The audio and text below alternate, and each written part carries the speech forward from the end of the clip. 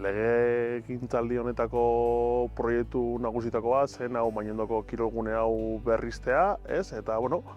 hori da nahi duguna martxan jarri. Horretarako, espazio hau 3 zatitan banatuko genuke, batetik erabilera anitzeko futbol zelai bat egitea, aldi berean puntrak bat martxan jartzea, eta 3. espazioa izango zuena kirolgune honek izango zen kalisteniako zona bat egitea, batetik pertsona nagusiek ariketak egiteko gune bat izateko, eta aldi berean bertan daukagun gimnasioko jendeak erabili dezan kanpoko espazio bat, bertan egin aldiren ariketa batzuk kanpoan egin ahal izateko, guraldi hona dagoenean eta praktikatzen jarraitzeko, ez?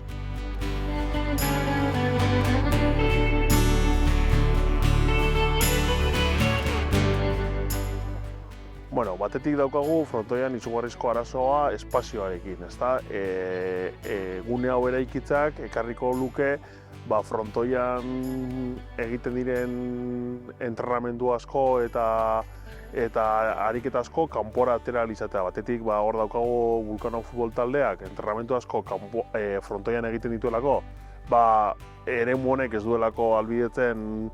patxadazko entrenamenduak egin ahal izatea, eta bestetik ere hor dago multikirola, ez azkenean multikirolako ariketak gehienak edo jolasak edo barruan egiten dituzte, kanpoko espazioak ez dutelako ahalbidetzen egoki egitea, eta orduan horrek ere kanpora ateratzea lagunduko luke espazio berri honek, eta horrela behintzat frontoiaren erabilpena pixka bat zabalduko zen, eta herritarrentzat edozein kirol praktikatzeko, frontoian praktikatu aldiren edozein kirol praktikatzeko, ordutegia malguagoak izango ziren eta erraztasunak emango lituzke.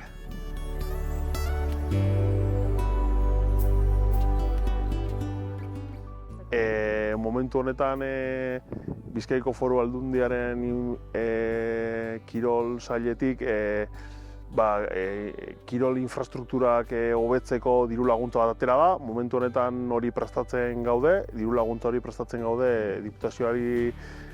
diru laguntza hori eskatzeko, eta argi eduki behar dena da Bizkaiko Foru Aldundiak ez badigu laguntzen edo diru laguntza burritza bada oso zaila izango dela horre ateratzea, baina horre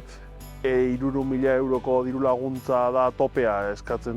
ematen duena Bizkaiko Foru Aldundiak. Diru horren ingurura helduko bagina diru laguntza, nik uste dut udalak ere esfortzu handi bat egingo lukela, argi daukalako herriak behar duen zerbait dela, eta horrela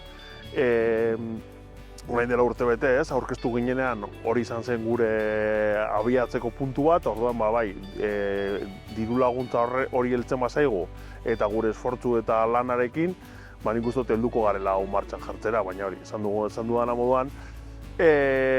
diputazioaren menpe dago hau martxan jartzearen alde nagusi bat, diru laguntza hori heltzen den momentuan, guk gure esfortzu eta indar guztiak jarriko ditugu udalaren partetik Mañondoko kirolgune hau